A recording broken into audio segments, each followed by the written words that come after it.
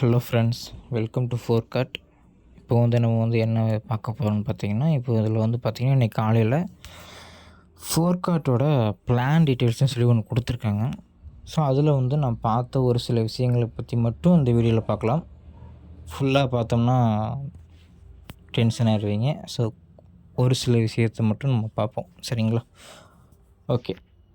இப்போ பார்த்தீங்கன்னா, இப்போ ஃபோர்காட்டில் ஆல்ரெடி இருக்கிற பழைய மெம்பர்ஸ் எல்லாத்துக்குமே ஃப்ரீயாக நாங்கள் உங்களுக்கு ஐடி போட்டு தரோம்.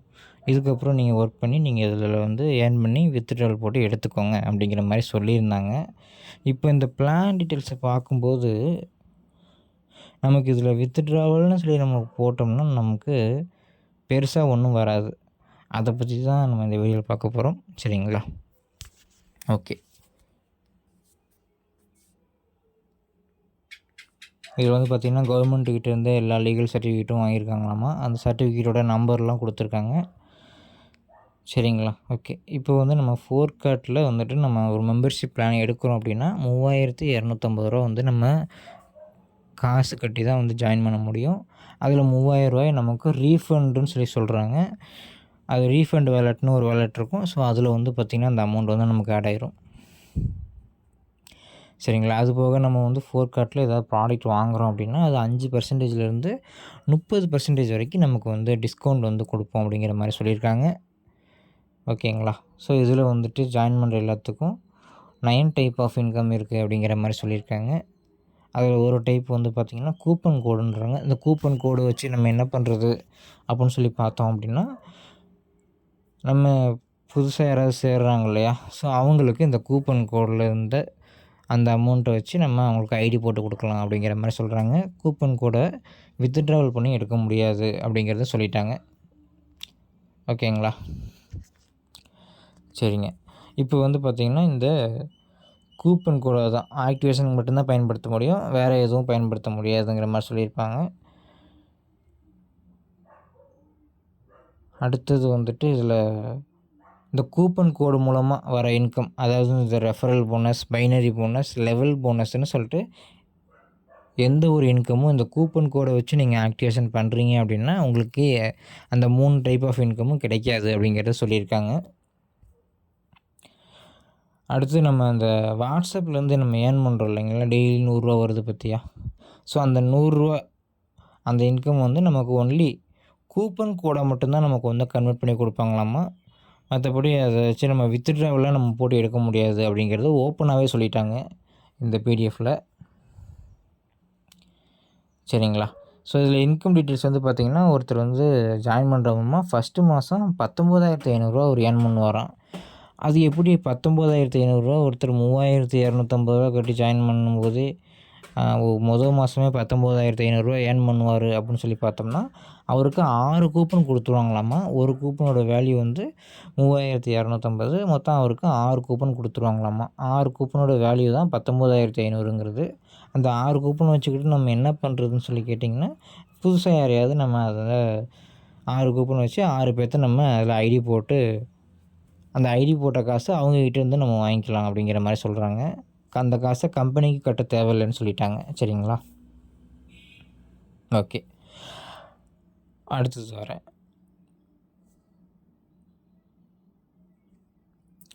இந்த ரீஃபண்ட் போனஸ், வாட்ஸ்அப் போனஸ், இது ரெண்டையுமே நம்மளால் கூப்பன் கோடை மட்டும்தான் எடுக்க முடியும்னு சொல்லிட்டாங்க, சரிங்களா? அதை பற்றி நம்ம வேறு எதுவும் சொல்ல தேவையில்லை. அடுத்தது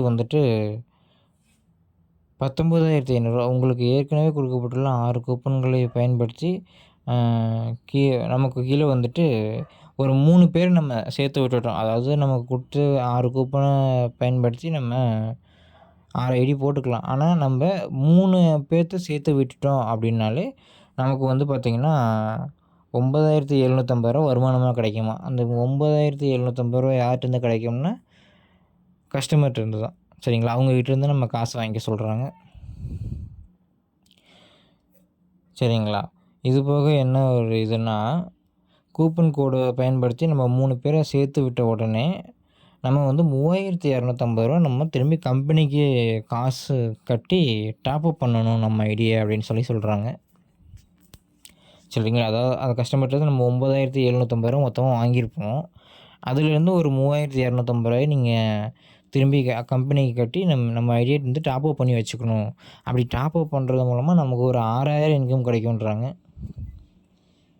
அது யார் தருவா? அந்த 6000 இன்கமாவது கம்பெனிலேருந்து நம்ம பேங்க் அக்கௌண்ட்டுக்கு வருமா? இல்லை இந்த 6000 இன்கமும் வச்சு நம்ம ஐடி தான் போட முடியுமா? அப்படிங்கிறது இன்னும் தெரியல. சரிங்களா? இது போக வந்துட்டு 3 நபரை சேர்த்து விட்டு 10 நாளுக்குள்ளே நம்ம ஐடியை நம்ம டாப்அப் பண்ணல அப்படின்னா 11வது நாள் நம்ம ஐடி வந்து டீஆக்டிவேட் ஆயிரும் அப்படின்னு சொல்கிறாங்க. திரும்பி நம்மளால் இந்த கம்பெனியில் ஜாயின் பண்ணவே முடியாது அப்படிங்கிறத சொல்லிட்டாங்க. சரிங்களா? ஓகே. ஸோ ஓகே ஃப்ரெண்ட்ஸ், நம்ம இதில் முக்கியமாக அவங்க சொல்ல வந்ததை நம்ம சொல்லிட்டோம். இந்த கம்பெனியில் நீங்கள் வந்து வாட்ஸ்அப் ஸ்டேட்டஸ் வச்சு நம்ம ஒரு இன்கம் எடுக்கிறோம் இல்லையா, அதுபோக ரீஃபண்டுன்னு சொல்லிட்டு அதில் நம்ம வேலெட்டில் ஒரு இன்கம் ஆட் ஆகுது. இது 2யுமே வச்சு நம்ம வித்ட்ராவல் பண்ணி எடுக்க முடியாதுங்கிறத தெளிவாக சொல்லிட்டாங்க. அதை வச்சு என்ன தான் பண்ண முடியும்னு கேட்டிங்கன்னா, யாரையாவது ஒருத்தரை சேர்த்து விடலாம் அப்படின்றத சொல்லியிருக்காங்க. அந்த சேர்த்து விடுற அமௌண்ட்டை நம்ம வாங்கி நம்ம வச்சுக்கலாம்னு சொல்கிறாங்க. 3 பேர் சேர்த்து விட்டுட்டிங்கன்னா 3250 நம்ம கம்பெனிக்கு காசு கட்டி நம்ம டாப்அப் பண்ணிக்கணும்னு சொல்கிறாங்க. ஸோ டாப்அப்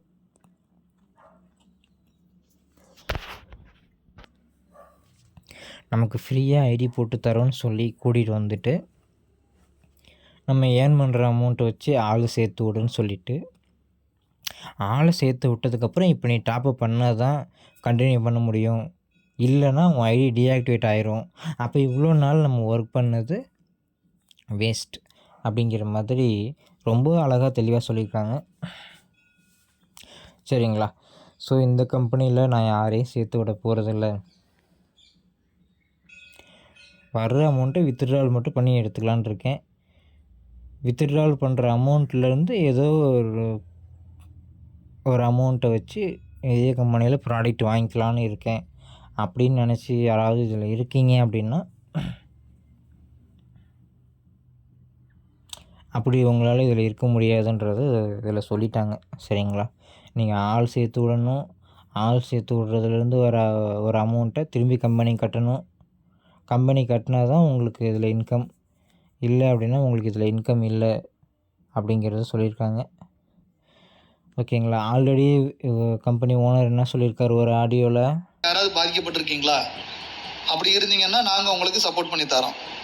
அவங்க மூலமாக யாராவது ஒருத்தர் வந்து மன திருப்தியாக சம்பாதிச்சிருக்கீங்களா, மறுபடியும் கண்டினியூ பண்ணணும்னு ஆசை இருக்கா, நாங்கள் சப்போர்ட் பண்ணி தரோம். இதை தான் சொல்கிறோம். இதுக்கு மேலே ஒரு நிறுவனம் என்ன பண்ண முடியும்? சரி சார், எங்களுக்கு இதெல்லாம் இன்ட்ரெஸ்டே இல்லை, போட்ட காசை நீங்கள் எங்களுக்கு கொடுத்தா போதும் அப்படின்னா அதை இதுக்கப்புறம் நீங்கள் அப்புறம் அப்ளைன்ட்டு தான் போய் கேட்குற மாதிரி ஆயிரும். ஏன்னா இதுக்கு மேலே ஒரு ப்ரொசீஜரை கொண்டு வந்து கொடுத்து இதுக்கு மேலே, ஏன்னா நாங்கள் வந்து கம்பெனியை நடத்துறதுக்கு ஆரம்பத்தில் நைட்டு மகளும் கஷ்டப்பட்டு ஒரு பெரிய டீமை ஃபார்ம் பண்ணி வச்சாச்சு.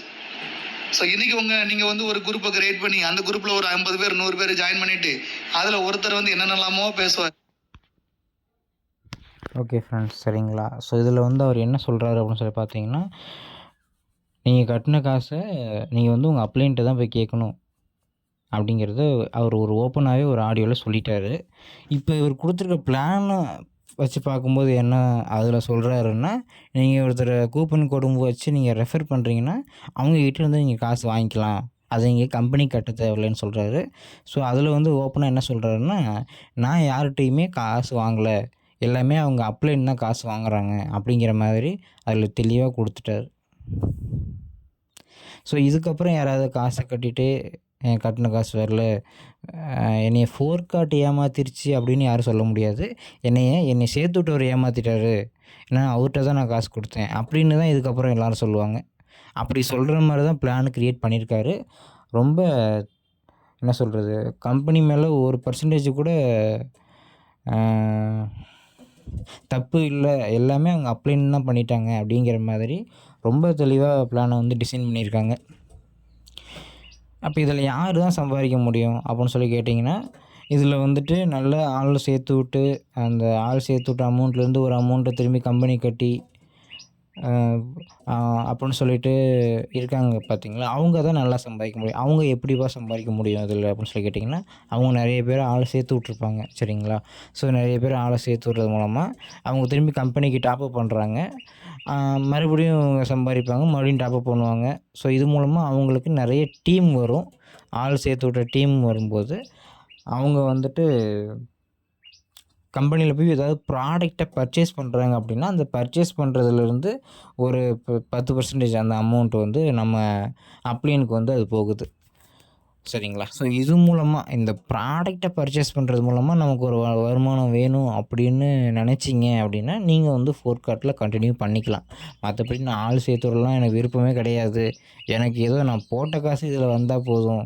வாட்ஸ்அப் வாலெட்டில் இருக்கிற அமௌண்ட்டை வித்ட்ரால் பண்ணி எடுத்துக்கிட்டால் போதும் அப்படின்னு யாராவது நினச்சிக்கிட்டு இருந்தீங்கன்னா, அது இனிமேல் இதில் நடக்காது.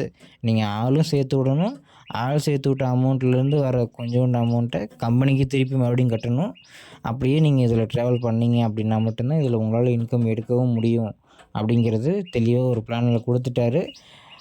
அதை பற்றி இன்னும் டீட்டெயிலான ரிப்போர்ட்டாக இன்றைக்கி காலையில் 11 மணிக்கு அவர் சொல்கிறதா சொல்லியிருக்காரு. இப்போ நான் சொன்னதை அவர் மாடுலேஷனில் அவர் சைடு எந்த ஒரு தப்புமே இல்லாத மாதிரி நான் ரொம்ப பக்காவாக பிளானை க்ரியேட் பண்ணிட்டேன் அப்படிங்கிற மாதிரி அவரோட ஸ்டைலில் ஒரு வாய்ஸ் ஒன்று போடுவார்.